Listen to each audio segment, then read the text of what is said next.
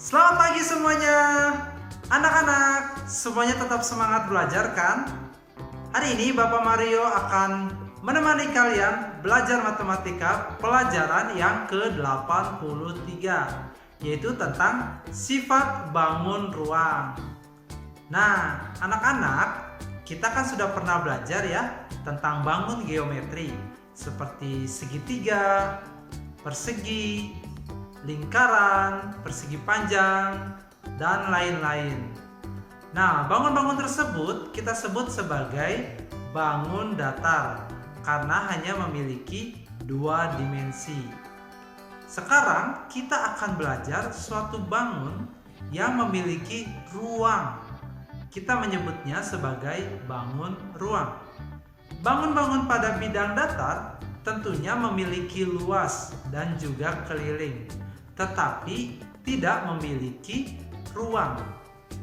Berikut adalah bangun ruang yang akan kita pelajari. Yang pertama adalah kubus. Nah, ini dia bendanya. Coba lihat, kubus. Yang kedua, kita juga akan belajar tentang prisma. Prisma itu adalah bangun ruang yang memiliki alas dan tutup yang sama.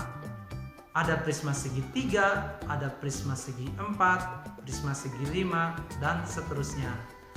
Tapi dalam video ini kita akan belajar tentang prisma segi 4. Berikutnya kita juga akan belajar tentang piramida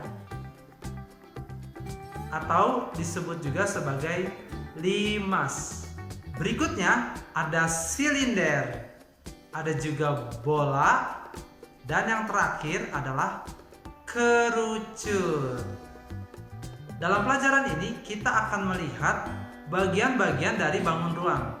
Ada sisi, ada rusuk, dan juga ada titik sudut. Mari sama-sama saksikan video berikut ini. Anak-anak, gambar yang kalian lihat ini adalah sebuah kubus. Kubus memiliki 6 sisi yang sama besar, dan ke-6 sisinya merupakan sisi yang kongruen. Kita lihat ya, sisi itu bisa kita sebut sebagai dinding. Ini ada dinding yang bagian depan. Bapak arsir seperti ini supaya kita bisa membayangkan dinding atau sisi dari sebuah kubus. Lalu kita juga bisa melihat ada sisi bagian atas, ada bagian samping, juga ada bagian bawah, belakang, dan sisi samping sebelah kiri. Sedangkan kerangka pembentuk kubus itu kita sebut sebagai rusuk. Ini adalah rusuk dari kubus. Yang ini juga, yang ini juga, yang ini juga. Kita juga bisa menemukan rusuk yang lainnya, yaitu yang ini, lalu yang ini juga, dan yang di bagian belakang ada rusuk yang tidak terlihat. Ini juga, dan yang terakhir rusuk yang ini. Jumlahnya ada 12 buah rusuk. Sedangkan titik pertemuan ketiga rusuk itu kita sebut sebagai sudut. Ini titik sudut, ini juga titik sudut, ini juga titik sudut. Lalu ini, dan di belakang ada satu titik sudut. Jumlahnya semua ada 8 titik sudut. Berikutnya mari kita lihat prisma segi 4 berikut ini. Kita juga bisa melihat bahwa prisma segi 4 ini memiliki sifat yang sama seperti kubus. Memiliki sisi sebanyak 6 buah sisi, lalu memiliki 12 rusuk, dan juga memiliki 8 buah titik sudut. Sekarang kita akan melihat rusuk atau ruas garis pada prisma segi 4 ini. Pertama, dua rusuk yang bertemu pada titik sudut membentuk garis tegak lurus. Contoh, di sini ada garis AB. Garis AB ini anak-anak tegak lurus dengan garis AG. Dia juga sebenarnya tegak lurus dengan garis AD. Contoh lainnya adalah garis GF. Garis GF ini tegak lurus dengan garis DF dan juga tegak lurus dengan garis FE. Selanjutnya, dua rusuk yang paralel membentuk ruas garis yang paralel. Contoh garis AG.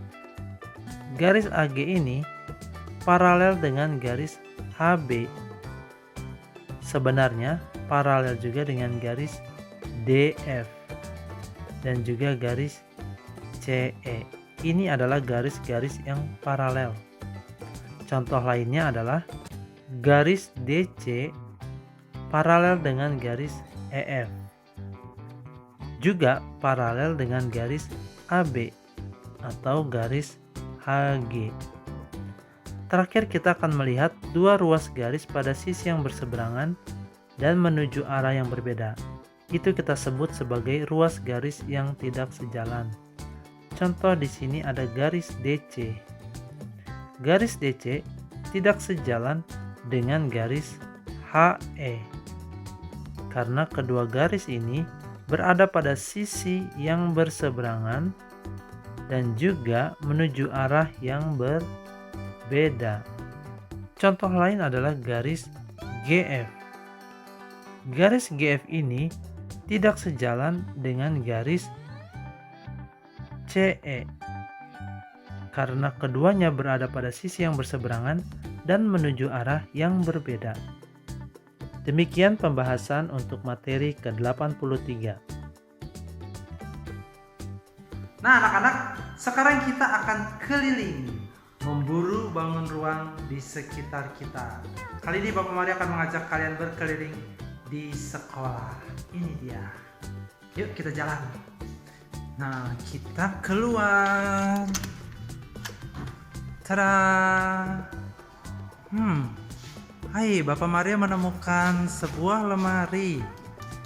Lemari ini termasuk bangun ruang apa ya anak-anak? Coba sebutkan. Dari bentuknya pasti kalian tahu. Ada apa lagi ya di sini? Oh, ini. Ada galon. Wow. Galon. Ada mereknya, Sparkling. Galon ini lebih ke bentuk apa ya anak-anak ya? Coba kalian tebak. Kemana lagi kita ya? Kita ke sini. Oh, ini Bapak Mario melihat sesuatu. Set. Wow, apa ini anak-anak? Ini bentuknya seperti apa? Ada yang tahu tidak? Tapi cuma setengah. Tidak full. Nah, ini ada lagi. Pilih yang ini saja. Nah, ini bentuk apa ya? Coba kalian tebak. Ini juga bangun ruang. Karena di dalamnya ada ruangan. Ada ruangannya. Oke. Yuk kita lanjut. Nah, ini juga bangun ruang. Bapak ambil ya. Yang ini bukan. Yang ini saja. Nah, ini. Ini juga bangun ruang. Coba kalian tebak. Ini bangun ruang apa ya? Tadi kita sudah belajar tentang sisinya ya. Yuk kita coba cek. Ini sisinya. Yang permukaan ini adalah sisi. 1, 2, 3, 4, 5, dan yang terakhir yang ini 6. Sudut-sudutnya yang ini ya. 1, 2, 3, 4, yang di bawahnya 5, 6, 7, 8. Oke. Ada 8. Ini namanya tissue dispenser. Oke, kita kembalikan. Mari kita lanjut ke tempat berikutnya. Kemana ya? Ke kelas gitu. Di kelas ini ada apa? Ini kelas Bapak Mario sebenarnya. Nah, loker-loker kalian ini semua jelas sekali tampaknya adalah bangun ruang. Bangun ruang apa ini anak-anak? Pasti kalian tahu ya. Cuma yang ini tidak ada tutupnya yang bagian depan. Jadi sisinya ini hanya ada 1, 2, 3, 4, dan yang terakhir di belakang 5. Hanya ada 5 sisinya. Oke, itu saja. Kita kembali ke ruangan syuting. Syutingnya bukan di ruang kelas Bapak Mario, tapi syutingnya di ruangan Pak Kurniawan. Yuk kita masuk. Nah, Bapak Mario sudah izin kepada Pak Kur untuk menggunakan ruangan ini sebagai tempat syuting karena tempatnya sepi. Tuh, dadah. Oke anak-anak, sekian dulu room tournya. Dadah. Bagaimana anak-anak? Sudah mengerti kan pelajaran hari ini tentang sifat-sifat bangun ruang? Bapak Mario punya challenge lagi untuk kalian. Coba perhatikan bangun ruang ini. Nah, ini tidak wajib ya, tapi kalian boleh ikut dalam challenge ini. Dalam bangun ruang ini, Bapak Mario bertanya, ada berapa sisi yang dimiliki oleh bangun ruang ini? Ada berapa rusuk dan ada berapa sudut? Nah, kalau ingin menjawab, kirim jawabanmu ke WA Bapak Mario. Anak-anak, pada kesempatan kali ini, Bapak Mario juga ingin menyampaikan firman Tuhan yang berbunyi, tidak tahukah kamu bahwa tubuhmu adalah bait Allah? Ada Roh Kudus di dalam hati kita. Tetapi Roh Kudus itu ada ketika setiap kita memberikan diri kita kepada Tuhan dengan cara percaya bahwa Yesus Kristus adalah Tuhan dan Juru Selamat. Percaya bahwa segala dosa-dosa kita sudah diampuni oleh Tuhan. Dan kita percaya bahwa kematian Yesus di atas kayu salib itu untuk menebus semua kesalahan kita. Saat itulah Roh Kudus menempati ruangan di dalam hati kita. Bapak Maria berharap semua anak-anak kelas 5 percaya di dalam hati bahwa Yesus Kristus adalah Tuhan dan Juru Selamat kalian. Saat itulah Roh Kudus akan tinggal dan tetap di dalam hati kalian. Oke anak-anak, tetap semangat. Roh Kudus akan memberikan hikmat, kecerdasan, dan kepintaran untuk kalian semua. Tapi jangan lupa belajar, oke? Tuhan Yesus memberkati. Dadah.